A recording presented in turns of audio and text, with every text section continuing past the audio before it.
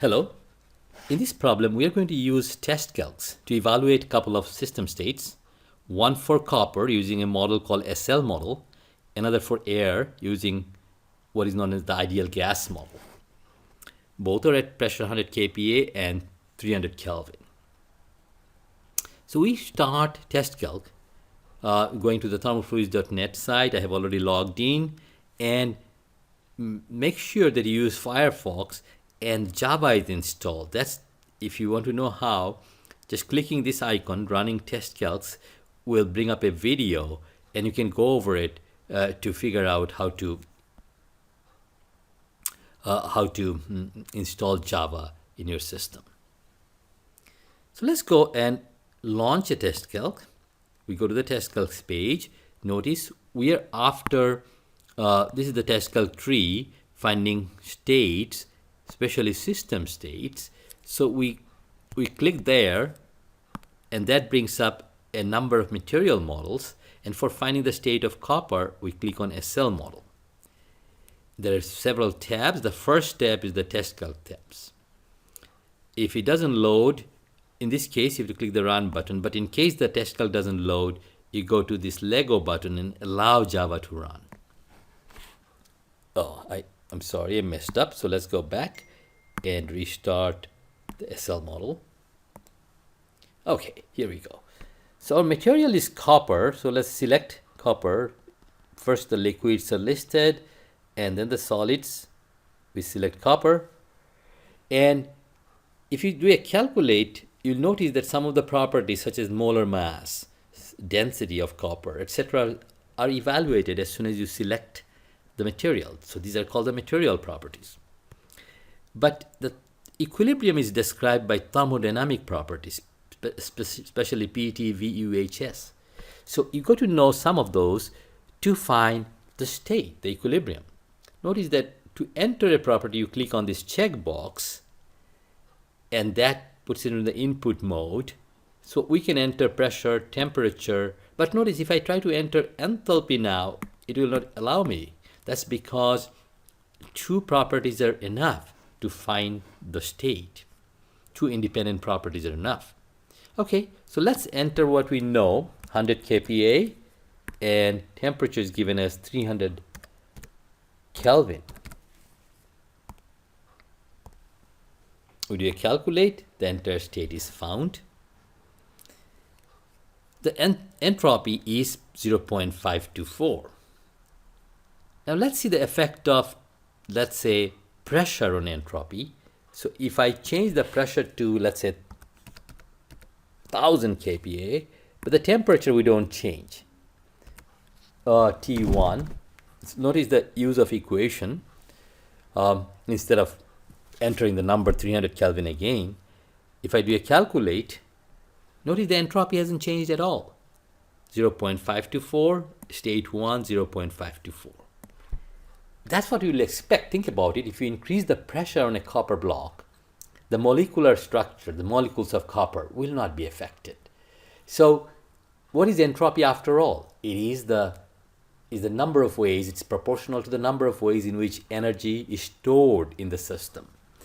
And by changing the pressure, you basically hasn't changed anything about the molecular structure. So you'll find even U hasn't changed, or entropy hasn't changed. The internal energy also is exactly identical in the SL model.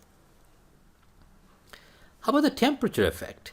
So now this time we'll go, pressure is the same as original pressure, and the temperature, let's bump it up to 1000 Kelvin. And notice the entropy has increased. Because now the temperature is higher, there are a lot more ways in which energy can be stored in a single molecule, because there are a lot of different avenues that has opened up at higher temperature.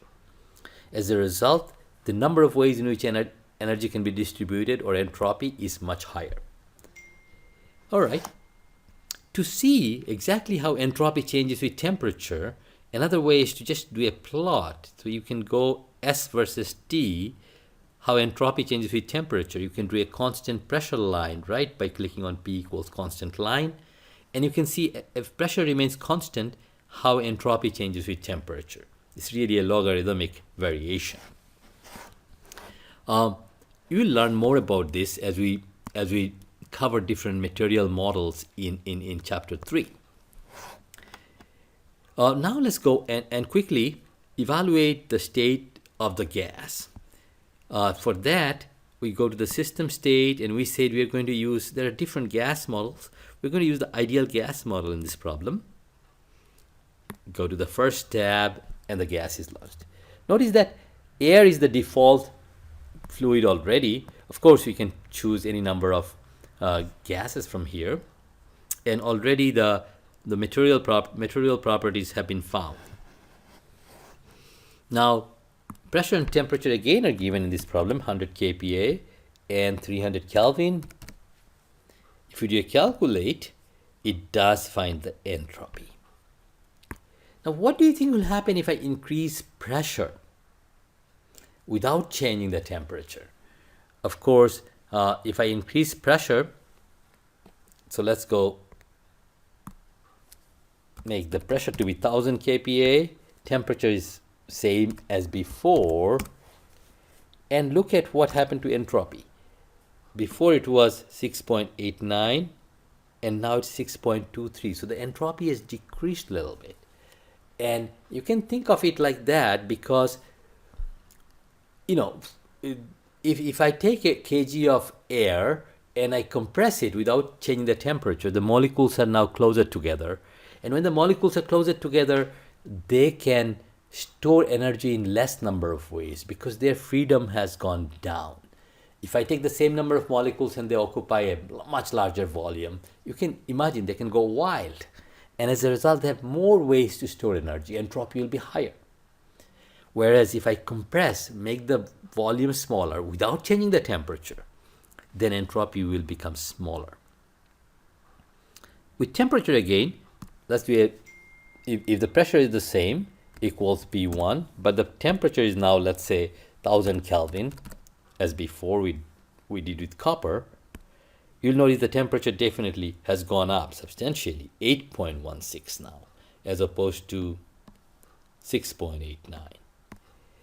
Again, you can do a plot of how entropy changes with for instance, in this case, there is no ST diagram, how entropy changes with temperature.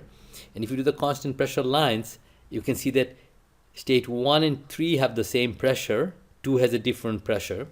And now you can see that depending on the pressure, this is higher pressure obviously. As pressure increases, the entropy goes down. Remember, state 2 had much higher pressure, 1000 kilopascal. Well, this is too much information to absorb in a simple problem, but what I'm trying to say is that there is a lot of information out here. If you just play with this, take a different gas. Suppose instead of air, choose hydrogen. What do you think will happen to entropy? And keep playing with that so that you have an idea about when do you expect entropy to increase, when do you expect entropy to decrease, under what situation. And you can always play with this TESTcalc. This is just the state panel. In the I/O panel, you can write an equation. For instance, you can say what is U1 plus P1 star V1. What is U plus PV for state 1? You can do this calculation. You know it must be same as the enthalpy because that's the definition of enthalpy. So like this, we can solve a lot of problems right here in the I/O panel, and there will be a lot of other uses of I/O panel that we'll explore later on. So let me just stop here and let you explore TESTcalc on your own.